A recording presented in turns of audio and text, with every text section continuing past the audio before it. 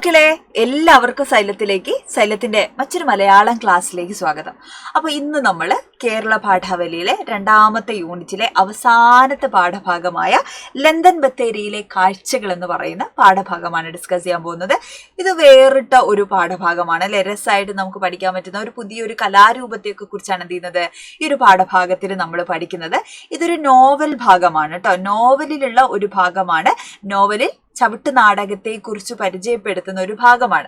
അപ്പൊ ആദ്യം നമുക്ക് എന്താണ് ഈ നോവൽ എന്ന് മനസ്സിലാക്കണം, ചവിട്ട് നാടകം എന്താണെന്ന് മനസ്സിലാക്കണം, എഴുത്തുകാരനെ കുറിച്ച് മനസ്സിലാക്കണം. ഇനി ഈ ചവിട്ട് നാടകത്തിൽ നമ്മളുടെ നോവൽ ഭാഗത്ത്, നമ്മളുടെ പാഠഭാഗത്ത് പരാമർശിക്കുന്ന കഥാപാത്രങ്ങളെയും നമുക്ക് മനസ്സിലാക്കണം അല്ലെ. അപ്പൊ അത്രയും കാര്യങ്ങൾ ബേസിക് ആയിട്ട് നമ്മൾ ഈ ഒരു വീഡിയോ കൊണ്ട് ഉദ്ദേശിക്കുന്നത് എന്താണ് ഈ പാഠഭാഗം അല്ലെ. സിമ്പിൾ ആയിട്ട് നമുക്ക് എന്ത് ചോദിച്ചു കഴിഞ്ഞാൽ നമുക്ക് എഴുതാൻ പറ്റണമെങ്കിൽ എന്ത് ചെയ്യണം, പാഠഭാഗം എന്താണെന്ന് ആദ്യം മനസ്സിലാവണം. അപ്പോൾ സിമ്പിൾ ആയിട്ട് എന്ത് ചെയ്യണം, നമ്മൾ ഈ പാഠഭാഗം എന്താണ് എന്നാണ് മനസ്സിലാക്കാൻ വേണ്ടി നോക്കുന്നത്. അപ്പൊ ചവിട്ട് നാടകം അല്ലെ. അപ്പൊ നമ്മളുടെ കഥകളിയുടെ ആവിർഭാവത്തിന് ഏകദേശം 1 നൂറ്റാണ്ട് മുമ്പ് നമ്മുടെ കേരളത്തിലെ പോർച്ചുഗീസുകാരുടെ വരവിന് ശേഷം കേരളത്തിൽ രൂപം കൊണ്ടിട്ടുള്ള ഒരു കലാരൂപമാണ്. ഏത് കലാരൂപം? നമ്മളുടെ ചവിട്ട് നാടകം എന്ന് പറയുന്ന കലാരൂപം. ഓക്കെ, കേരളത്തില് ക്രൈസ്തവരുടെ ഇടയിൽ, ക്രിസ്ത്യാനികളുടെ ഇടയിൽ പ്രചാരത്തിലുണ്ടായിരുന്ന ഒരു കലാരൂപമാണ്. കൊടുങ്ങല്ലൂരിന് അടുത്ത് നമ്മളുടെ ചാവക്കാട് മുതൽ തെക്ക് കൊല്ലം വരെയുള്ള തീരപ്രദേശങ്ങളിലാണ് ഈ ഒരു കലാരൂപം നമ്മൾ കാണുന്നത്. ലത്തീൻ കത്തോലിക്കക്കാരുടെ ഇടയിലാണ് ഈ ഒരു കലാരൂപം കൂടുതലായിട്ട് കണ്ടുവരുന്നത്. അതേപോലെ യൂറോപ്പിലെ വിഖ്യാതമായിട്ടുള്ള കഥകളെയാണ് ചവിട്ട് നാടക ചുവടുകളായിട്ട് സ്വീകരിച്ചിട്ടുള്ളതെങ്കിലും ചെന്തമിഴ് ഭാഷയിലാണ് അല്ലെ. കുറെ ഭാഗത്തൊക്കെ ചെന്തമിഴ് ഭാഷയിലാണ് എന്ത് ചെയ്യുന്നത്, ചവിട്ട് നാടകം കാണുന്നത്. അപ്പോൾ ഇത് പോർച്ചുഗീസുകാരിൽ നിന്ന് വന്നതാണെന്നും അതല്ല നമ്മുടെ നാട്ടിലുള്ള ഈ പറയുന്ന യുദ്ധവർണ്ണനകളും നായാട്ടും വേട്ടയാടലും ഇതൊക്കെ ഇതിനകത്ത് വരുന്നത് കൊണ്ട് ഇതങ്ങനെയല്ല, അങ്ങനെ പല പല വാദങ്ങൾ ചവിട്ട് നാടകത്തെ കുറിച്ചുണ്ട് കേട്ടോ.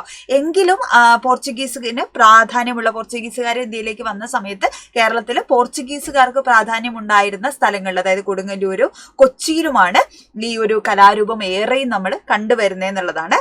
ഉദയം പേരൂർ സുന്നഹദോസിന് ശേഷം മാർത്തോമ ക്രിസ്ത്യാനികൾക്കിടയിലാണ് റോമൻ കത്തോലിക്കക്കാരുടെ ചവിട്ട് നാടകങ്ങൾ എന്ത് ചെയ്യുന്നത് തീരദേശങ്ങളിൽ നിന്നും തുറമുഖങ്ങളിൽ നിന്നും ഒക്കെ എന്ത് ചെയ്യാണ് ഉൾനാടുകളിലേക്കും കേരളത്തിന്റെ പല ഭാഗങ്ങളിലേക്കും എന്ത് ചെയ്യാണ് അത് പിന്നീട് വ്യാപിക്കുന്ന ഒരു കാഴ്ചയാണ് നമ്മൾ കണ്ടത്. ഇതാണ് നമ്മളുടെ ഒരു ചവിട്ട് നാടകത്തിന്റെ വസ്ത്രമൊക്കെ ഈ ഒരു രീതിയിലാണ് എന്ത് ചെയ്യുന്നത് കാണുന്നത്. അപ്പൊ ഇനി നമുക്ക് ഡീറ്റെയിൽ ആയിട്ട് നമുക്ക് അതിനെക്കുറിച്ച് പഠിക്കണം. അപ്പൊ ആദ്യം എന്താണ് നമ്മുടെ പാഠഭാഗം അല്ലെ, നമ്മുടെ നോവൽ ഭാഗമാണെന്ന് പറഞ്ഞു. ആരാണ് ഈ നോവൽ എഴുതിയത്? ആരുടെ നോവലാണ്? മലയാളത്തിന്റെ വേറിട്ട എഴുത്തുകാരനുടെ ആയിട്ടുള്ള എഴുത്തിന്റെ ഉടമയായിട്ടുള്ള NS മാധവൻ കേട്ടോ. അദ്ദേഹം എഴുതിയ നോവലാണ് ലണ്ടൻ ബത്തേരിയിലെ ലുത്തീനിയകൾ എന്ന് പറയുന്ന നോവൽ കേട്ടോ. ലണ്ടൻ ബത്തേരിയിലെ ലുത്തീനിയകൾ എന്ന് പറയുന്ന നോവല്. ആ നോവലിലെ ഒരു ഭാഗമാണ് നമുക്ക് പഠിക്കാനുള്ള ലണ്ടൻ ബത്തേരിയിലെ കാഴ്ചകൾ എന്ന് പറയുന്നത് കേട്ടോ. അപ്പൊ മലയാളത്തിലെ പ്രശസ്ത കഥാകൃത്തും നോവലിസ്റ്റുമാണ് ആര്? നമ്മളുടെ NS മാധവൻ എന്ന് പറയുന്നത്. 1948 അദ്ദേഹം എറണാകുളത്താണ് അദ്ദേഹം ജനിച്ചിട്ടുള്ളത്.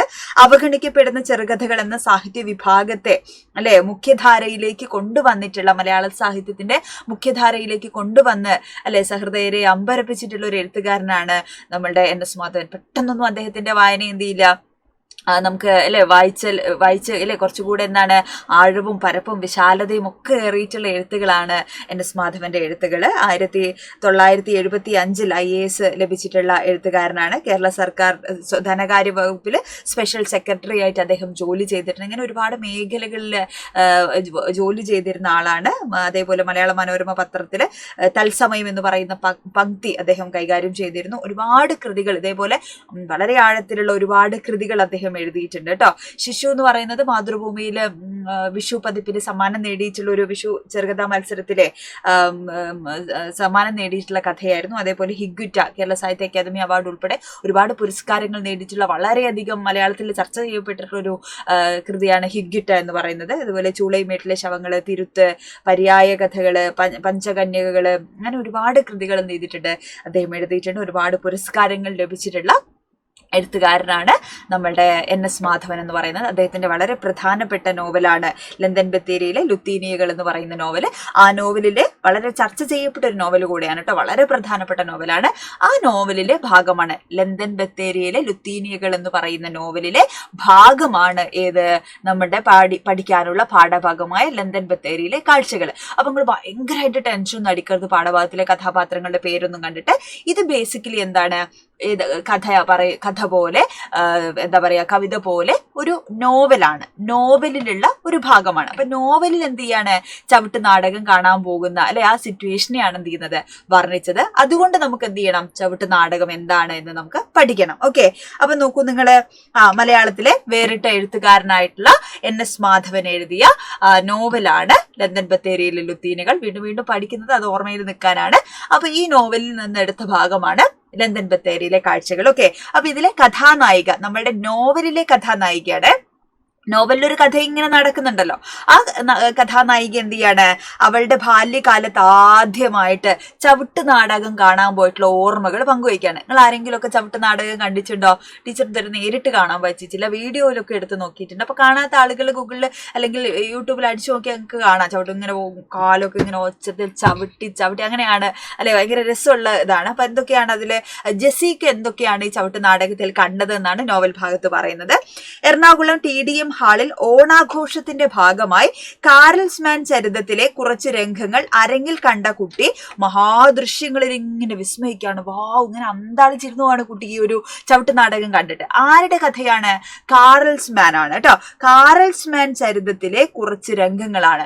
അപ്പൊ എന്താണ് കാരൽസ്മാൻ ചരിതം എന്ന് പറഞ്ഞു കഴിഞ്ഞാല്, ഒരു കഥയാണ് അല്ലെ, ഒരു ചരിത്ര കഥയാണ്. അപ്പൊ ഈ കാരൽസ്മാൻ ചരിതത്തിലുള്ള കഥയാണ് എന്ത് ചെയ്യുന്നത്, നമ്മുടെ ചവിട്ട് നാടകത്തിൽ എന്ത് ചെയ്യുന്നത്, വരുന്നത്. അപ്പോ 8-ാം നൂറ്റാണ്ടിൽ AD 8-ാം നൂറ്റാണ്ടില് റോമൻ എന്താ പറയാ, വിശുദ്ധ റോമൻ ചക്രവർത്തിയായ കാറൽമാൻ എംബ്രദോർ എന്നാണ് പേര് എന്നാണ് ടീച്ചർ ഓർമ്മ, എംബ്രദോർ അല്ലെ, കാറൽസ്മാൻ എംബ്രദോറും അദ്ദേഹത്തിന്റെ പരിമാരും കൂടെ എന്ത് ചെയ്യാണ്, തുർക്കികളെ തോൽപ്പിച്ചു അല്ലെ, ക്രിസ്തുമത അവലംബികളാക്കി മാറ്റുകയാണ്.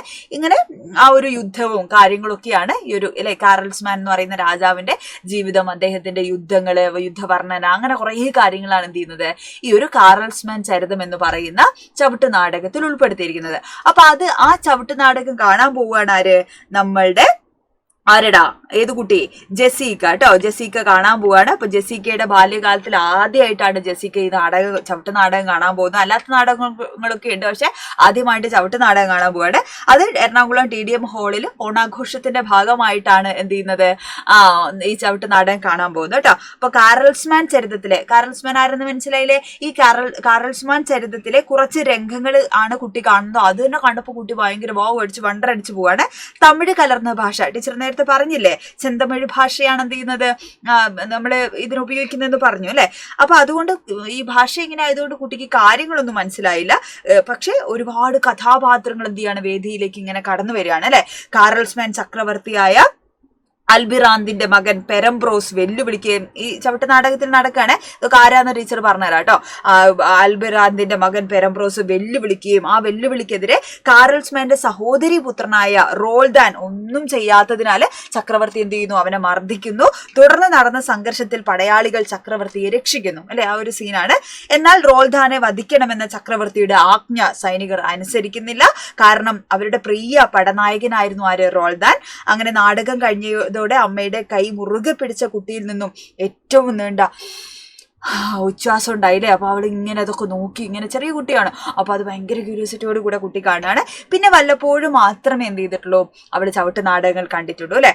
അപ്പൊ 16, 17 നൂറ്റാണ്ടുകളിലാണ് എന്താ പറയാ, നമ്മളുടെ ഒന്നാമത്തെ ചവിട്ട് നാടകമായ കാറൽസ്മാൻ ചരിതം ഉണ്ടായത് എന്ന് കരുതപ്പെടുകയാണ്, വിശ്വസിക്കപ്പെടുന്നുണ്ട്. ഉദയം പേരൂർ സുന്നഹദോസ് എന്ന് പറയുന്ന ഒരു വലിയ സംഭവത്തിന് ശേഷമാണ്, സംഭവത്തിന് മുൻപേ ഈ നാടക പ്രസ്ഥാനം എന്ത് ചെയ്തിരുന്നു, പ്രചാരത്തിൽ ഉണ്ടായിരുന്നു ചവിട്ട് നാടകം എന്നാണ് പറയുന്നത്.